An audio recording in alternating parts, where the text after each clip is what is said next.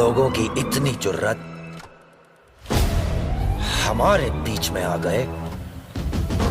Jail जाते वक्त ये हथकड़ियां तुम दोनों के हाथों में होंगी। आखिर तुम हो कौन? हम कौन होते हैं बे?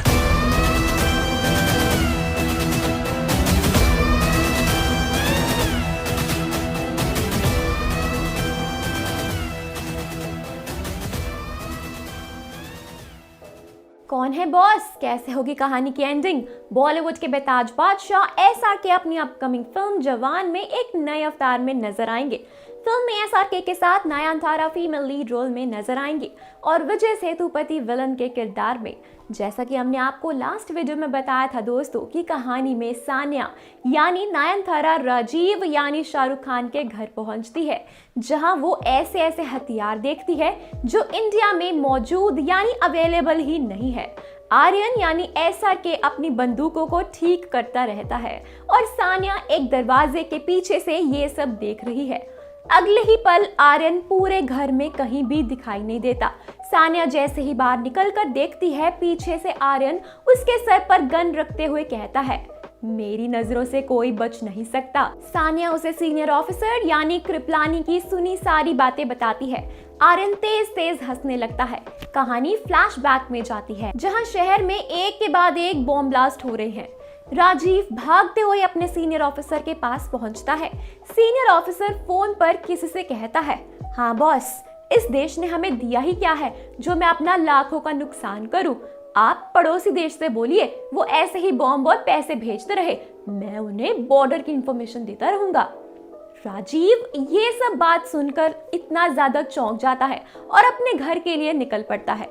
यहाँ कहानी में पहली बार बॉस से पर्दा हटता है। ये बॉस और कोई नहीं बल्कि मंत्री कुलदीप शर्मा यानी विजय सेतुपति है। सीनियर ऑफिसर DGP यानी राजेश शर्मा और कुलदीप राजीव के घर आते हैं। अगले सीन में तीनों घर से बाहर निकलते दिखाई देते हैं और उनके कपड़े खून से सने हुए हैं। उन्होंने राजीव के साथ उसकी पूरी फैमिली को मार दिया है, क्योंकि सीनियर ऑफिसर राजीव को बात सुनते देख लेता है। कहानी अपने प्रेजेंट में आती है। आर्यन कहता है, लेकिन उनसे बहुत बड़ी गलती हो गई, क्योंकि उन्हें ये नहीं पता कि जिसे वो राजीव समझकर मार रहे हैं वो आर्यन मेरा भाई है और अब ये राजीव द मिस्ट्री मैन उन सबको बहुत ही ज्यादा मारेगा। अगले सीन में सीनियर ऑफिसर दौड़ता हुआ कुलदीप शर्मा के पास पहुंचता है। सीनियर ऑफिसर कहता है, बॉस जल्दी से यहाँ से चलते हैं वरना वो मिस्ट्री मैन हम सबको मार देगा। सानिया दौड़ती हुई सीनियर ऑफिसर के पास पहुंचती है। उसकी जख्मी हालात देखकर कुलदीप पूछता है, क्या हुआ तुम्हें? तुम्हारी ये हालात किसने की? सानिया कहती है, सर उसे सबके बारे में पता चल गया है। आप लोगों के लिए मैंने पोर्ट पर एक शिप तैयार रखी है। सभी मिस्ट्री मैन के डर से शिप पर चले जाते हैं। कुलदीप कहता है, थक गए यार, DGP चल कॉफी बना। तो DGP शिप में मौजूद किचन में जाता है, तभी गोली की आवाज आती है। सीनियर ऑफिसर डरते हुए कहता है, बॉस लगता है वो गया। कुलदीप कहता है, तुम जाकर देखो तो जरा। सीनियर ऑफिसर जैसे ही आगे बढ़ता है, उस पर गोलियों की बहुत ही ज्यादा बरसात होने लगती है और वो कहीं गिर पड़ता है। कुलदीप आराम से बैठा हुआ है। राजीव जैसे ही उसके सामने आता है, कुलदीप के छिपे गुंडे राजीव पर गोलियां चलाने लगते हैं। राजीव भी उन सब गुंडों को मार देता है। अगले ही पल राजीव जख्मी हालात में पड़ा हुआ है। कुलदीप तेज तेज हंसता है और कहता है, तुझे क्या लगा तू मिस्ट्री मैन बनकर सबको मार देगा, तो क्या मुझे भी मार पाएगा? अरे मैं बाप हूँ सबका बाप, और जिस लड़की को तूने भेजा था ना उसको बोल जरा एक्टिंग की तैयारी करके आए।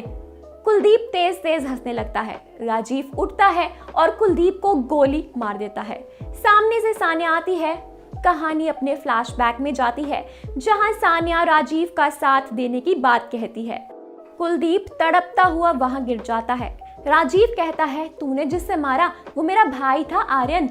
ऐसा कहते हुए राजीव उसे लगातार गोलियां मारने लगता है। अगले सीन में राजीव फिर से अपनी जवान यूनिफॉर्म में नजर आता है। सानिया राजीव के घर आती है और कहती है, हेलो जवान, वेलकम बैक इन आर्मी। सीन यही खत्म हो जाता है। क्या जवान बन पाएगी सुपरहिट फिल्म?